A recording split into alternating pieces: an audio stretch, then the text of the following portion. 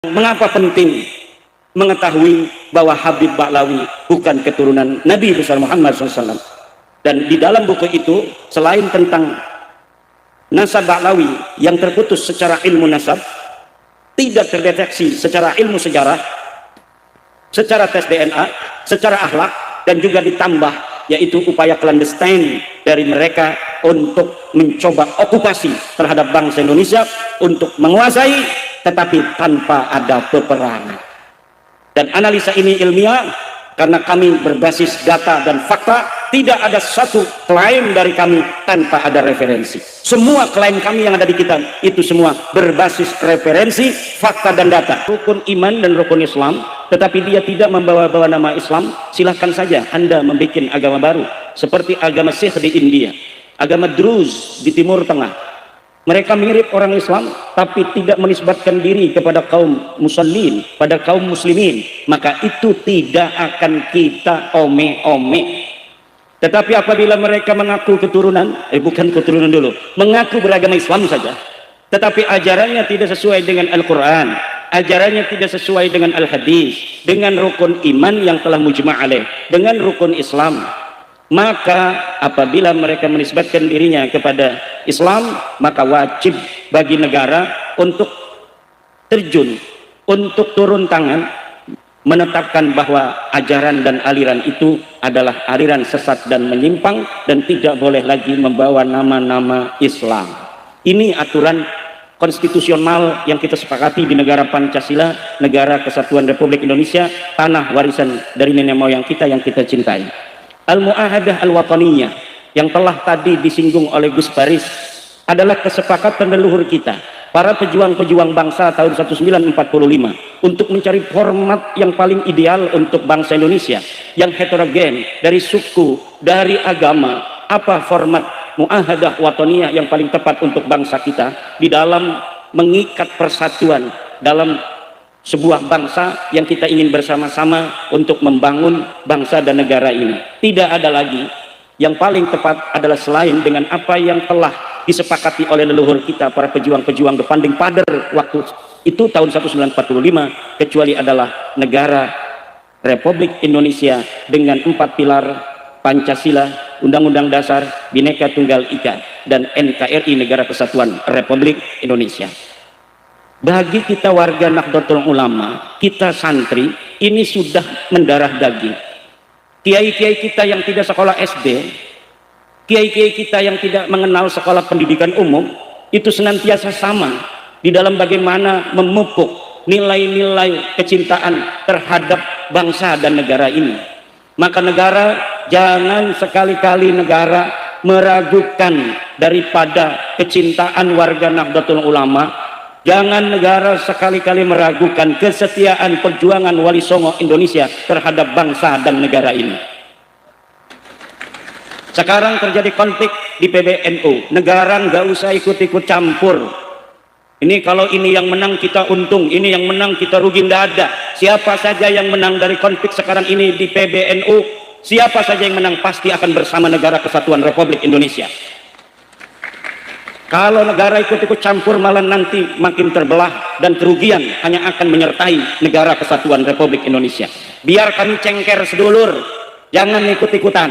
Mau jadi pendamai silahkan negara, tapi kalau negara mau ikut campur, mendukung salah satu dan membiarkan lainnya, maka nanti di bawah akan terpecah. Dan yang tidak didukung oleh negara, dukungannya ini dari bawah akan menganggap negara dalam keadaan salah. Maka negara, tonton saja apa yang terjadi dengan kami di Nahdlatul Ulama. Ketika terjadi dinamika internal, siapa saja yang menang pasti kami bersama Negara Kesatuan Republik Indonesia. Yang satu memecat ketua umum, yang satu memecat sekjen. Silakan saja, namanya perlawanan, namanya usaha, namanya al-muhawalah al-mutanahiyah, harus dilakukan. Ujung-ujungnya kita lihat saja, PWILS tidak punya kepentingan. PWILS tidak punya kepentingan terhadap konflik di Nahdlatul Ulama hari ini, karena yang satu madhab husnudzon, yang satu madhab tibin. Saya setuju dengan Gus Paris. Dua kelompok ini sudah tidak pantas lagi ada di PBNU. Sekali lagi, negara ketika kami mengatakan begini, ini cengker sedulur, jangan ikut-ikutan. Kita pegang Kiai Imat, jangan. Kita pegang Ki Marzuki Mustamar, jangan. Kita pegang yang Belono, jangan. Ini cengker sedulur. Biarkan kami selesaikan dulu, nanti sudah beres, baru kami laporan kepada Negara Kesatuan Republik Indonesia. Karena kalau negara ikut campur megang yang satu, nggak megang yang lain, bahaya untuk NKRI, Negara Kesatuan Republik Indonesia. Akan ada luka, sisa-sisa luka kepada pemimpin yang ada sekarang yang tidak mudah untuk sembuh. Biarkan aja, biarkan untuk cengker, namanya sedulur, dua-duanya khidmah untuk Nahdlatul Ulama. Tetapi gunjang-ganjing hari ini, saya yakin, seyakin-yakinnya adalah cara Allah untuk menguatkan Nahdlatul Ulama dan membersihkan Nahdlatul Ulama dari pengkhianat Nahdlatul Ulama. Banyak yang menangis hari ini, kiai-kiai di bawah, tangisan air mata, ada surat-surat cinta yang penuh dengan kesedihan, ada konten-konten, ada video-video dari kiai-kiai, ada banser-banser yang menangis, ada banser-banser yang bingung. Banser dapat telepon, kita kuasai gedung PBNU.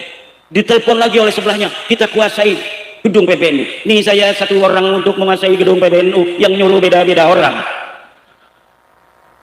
Sekali lagi negara atau siapapun, apalagi bukan negara, mau ikut campur urusan kami, nanti kami akan cepat bersatu loh. Macam-macam dengan Nahdlatul Ulama, kelihatan kalian nanti bahwa ada niat jelek untuk kami Nahdlatul Ulama, maka walaupun kami sedang cengker, kami sedang ribut, kami akan cepat bersatu untuk menghancurkan kalian semua, musuh-musuh Nahdlatul Ulama.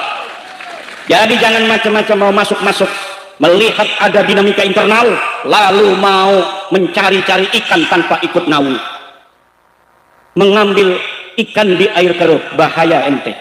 Karena bagi kami Nahdlatul Ulama NKRI adalah harga mati.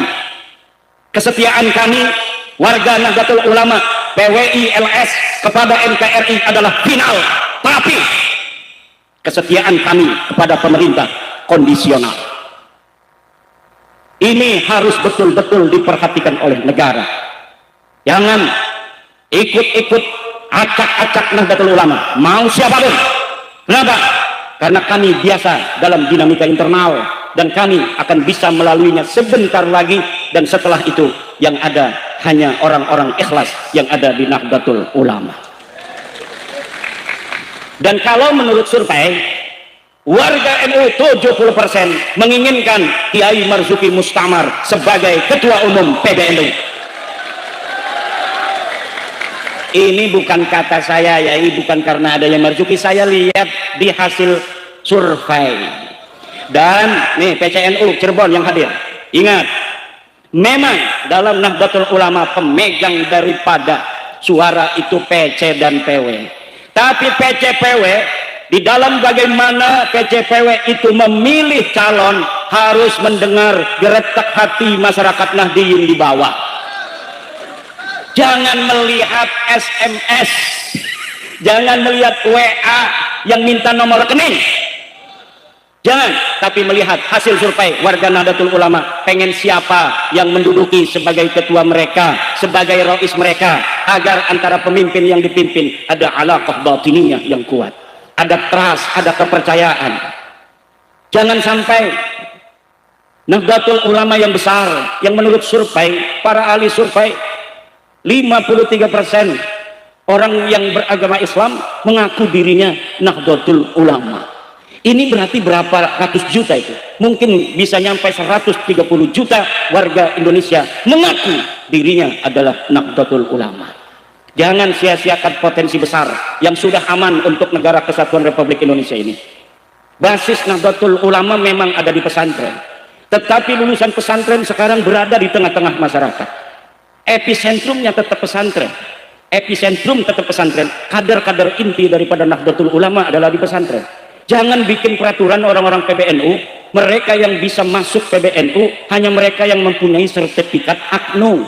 Ini akan menjauhkan kader-kader pesantren daripada kepengurusan Nahdlatul Ulama. Dan ini juga naturalisasi bahkan memusuhi NU hanya karena dia ikut kaderisasi NU 3 hari, langsung dia dinyatakan lebih berhak untuk menjadi pemimpin NU daripada anak-anak santri kiai-kiai NU, santri-santri buntet yang 7 tahun dia mondok, digembleng kecintaan kepada Allah, cintaan pada Rasulullah, cinta kepada agama Islam, cinta kepada negara Kesatuan Republik Indonesia, cinta kepada Nahdlatul Ulama, di kader. Tiba-tiba dia tidak bisa menjadi pemimpin NU hanya karena dia tidak mempunyai sertifikat AKNU.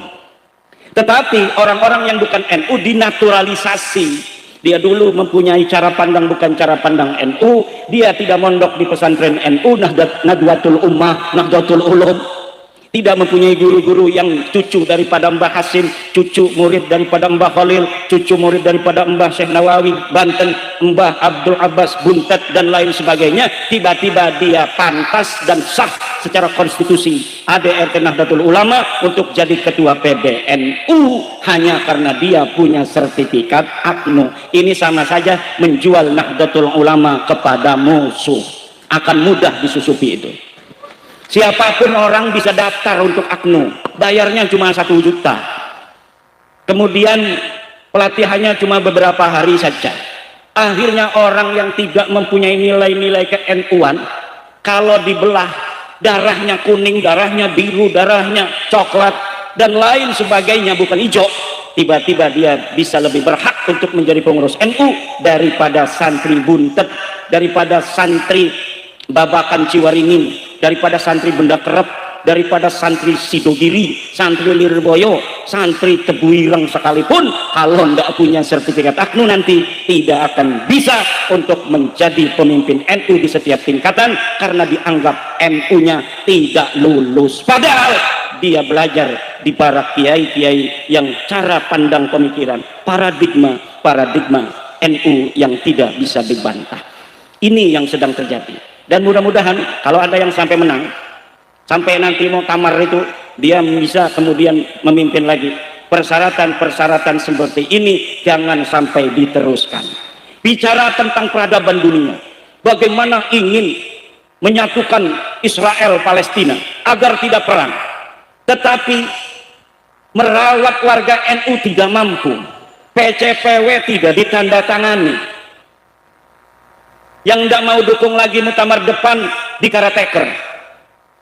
Kalau Cirebon yang selamat begini berarti sudah teken mau dukung itu. Kalau tidak mau dukung itu bisa di karateker. Dan ini sudah bukan rahasia lagi. Allah cinta kepada Nahdlatul Ulama, maka hari ini Allah berikan kuasanya terjadi hal demikian. Maka saya katakan pada Gus Paris tadi di rumah bahwa sebenarnya ini adalah bentuk daripada sunnatullah, rekayasa Allah, kecintaan Allah pada Nahdlatul Ulama untuk menghancurkan serpihan-serpihan pengkhianat Nahdlatul Ulama. Bicara tentang tambang, bicara tentang TPPU, apa-apa istilahnya, pencucian uang dan lain sebagainya, itu hal-hal kecil yang mungkin yang bisa dibaca dan dikonsumsi oleh publik. Mungkin ada hal-hal yang lain yang kita tidak tahu dan kita tidak mau tahu. Yang penting Allah berikan kepada kita pemimpin yang betul-betul akan membawa Nahdlatul Ulama sama seperti dulu, yaitu kecintaan terhadap warga Nahdlatul Ulama, kecintaan terhadap agama, kecintaan terhadap negara dan bangsa. Ormas Islam yang berpikir bukan hanya untuk warga dirinya, warganya sendiri, bahkan bukan hanya berpikir tentang orang yang seagama. Saya kira kalau ingin dipuntun, yang paling tinggi puntunnya itu adalah Nahdlatul Ulama. Dari dulu bagaimana hasil-hasil bahsul masail Nahdlatul Ulama mengarus utamakan persatuan bangsa, perbedaan suku, perbedaan agama ini seperti tidak diperhatikan. Untuk apa? Agar persatuan bangsa Indonesia dengan bersama-sama mengusung negara Kesatuan Republik Indonesia ini bisa untuk selama mungkin kita bisa pertahankan. Karena hanya dengan kita yang mayoritas mencintai minoritas, minoritas menghormati yang mayoritas, hanya dengan itulah kita bisa untuk meminimalisir potensi-potensi perpecahan. Suku yang paling besar harus mengayomi dan melindungi suku-suku kecil.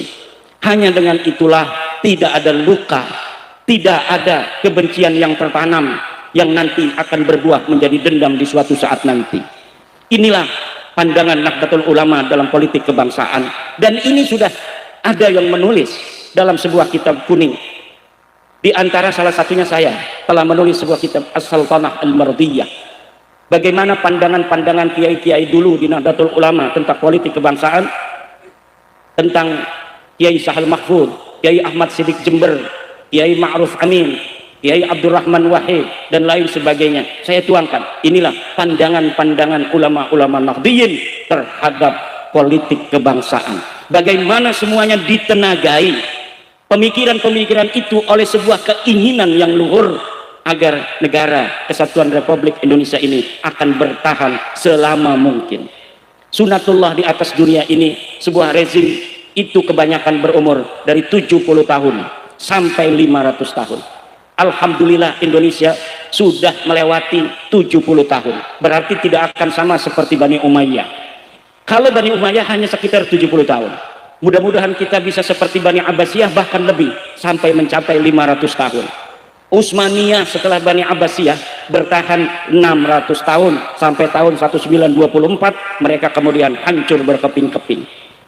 Siapa yang bisa untuk menjamin bahwa Indonesia yang memang dulunya negara atau kerajaan-kerajaan yang terpisah-pisah ini akan terus bisa seperti ini? Tidak ada yang bisa menjamin, kecuali kalau mungkin nanti Muhammadiyah sudah pandangannya betul-betul sama. Sekarang mulai sama dengan Nahdlatul Ulama.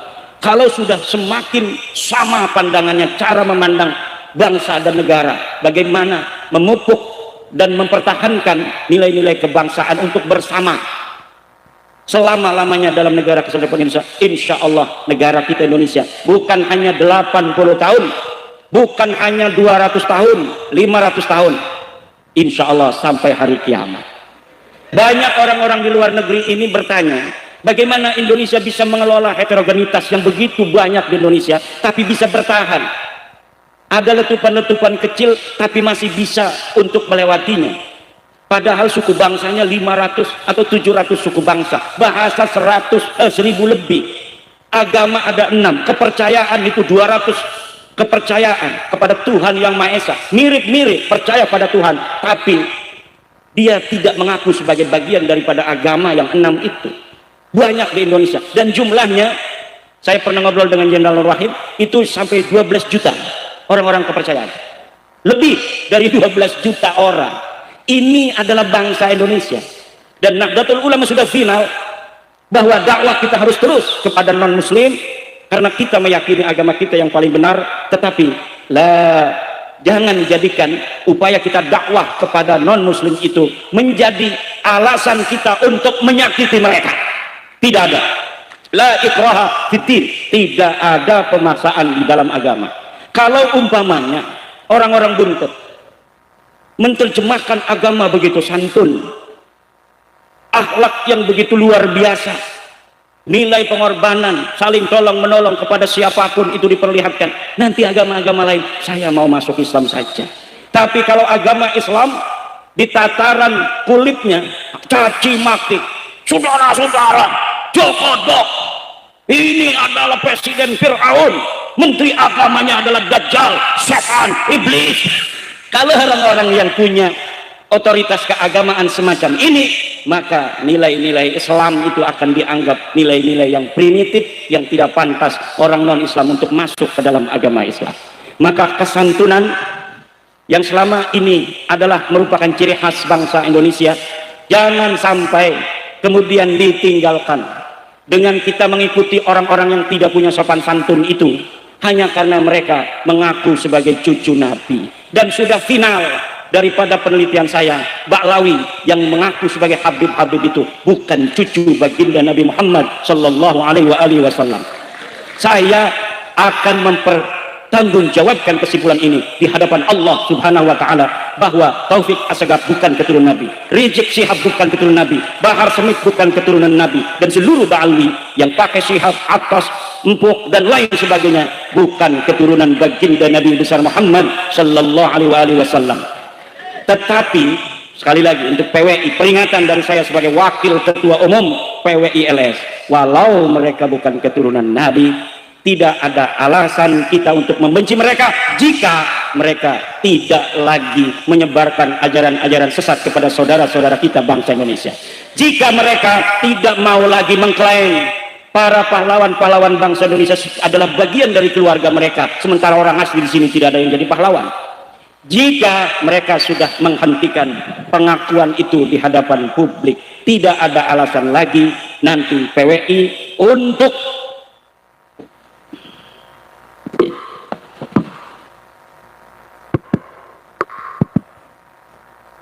terus berfokus bicara tentang mereka. Kiai Marzuki telah mengingatkan kita tadi, kalau hal-hal yang selama ini kita anggap mereka telah berlebihan, telah offset itu ditinggalkan, kita siap rekonsiliasi dan merangkul. Tamu wajib kita hormati. Dan kalau mereka kemudian menghilangkan pengkultusan terhadap keluarga mereka sendiri, dan ini bukan hoax, terdapat di dalam kitab-kitab mereka.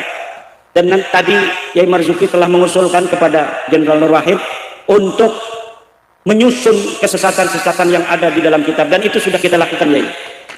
Dan sedang naik cetak, sudah ada ISBN sedang naik cetak, bahwa kita ambil dari kitab-kitab mereka yang dimana ajaran agama kita mengatakan innallaha yaqbalu taubatal abdi ma lam yughargir, itu bahwa Allah menerima taubatnya hambanya selagi belum ada di tenggorokan sekarat.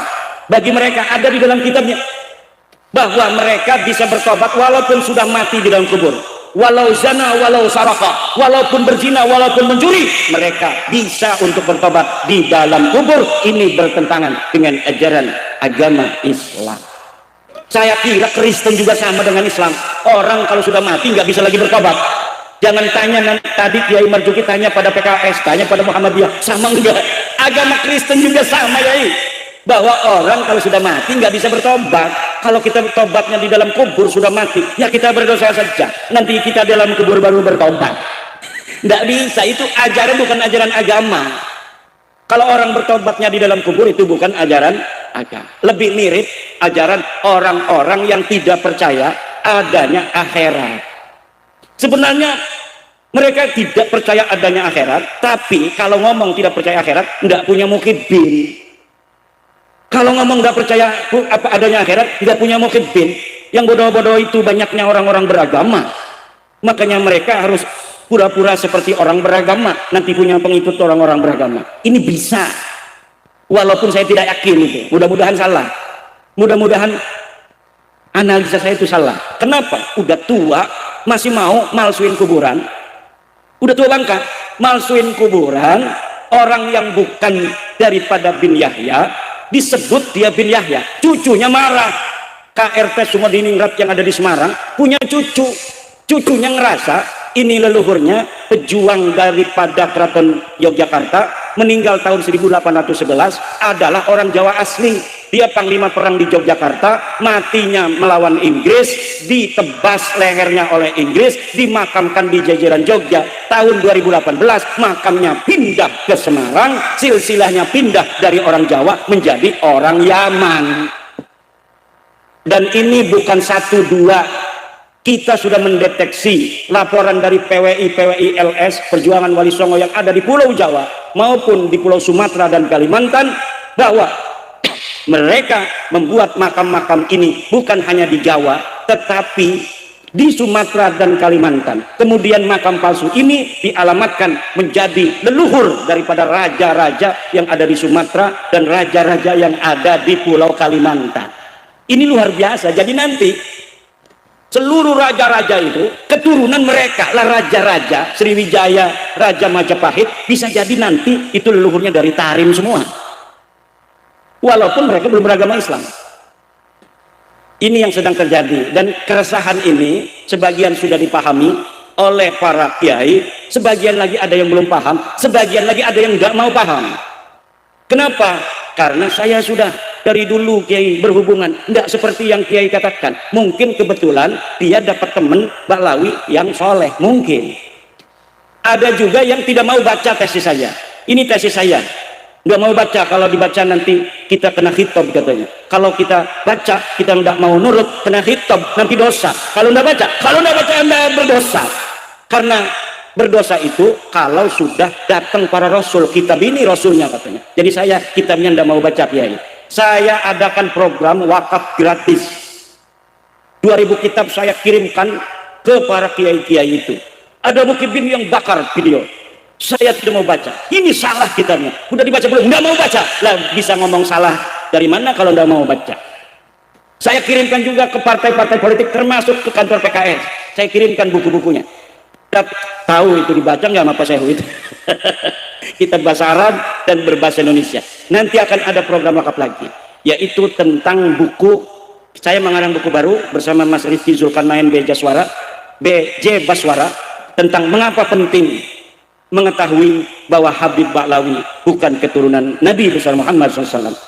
Dan di dalam buku itu, selain tentang nasab Ba'lawi yang terputus secara ilmu nasab, tidak terdeteksi secara ilmu sejarah, secara tes DNA, secara akhlak, dan juga ditambah yaitu upaya clandestine dari mereka untuk mencoba okupasi terhadap bangsa Indonesia untuk menguasai, tetapi tanpa ada peperangan.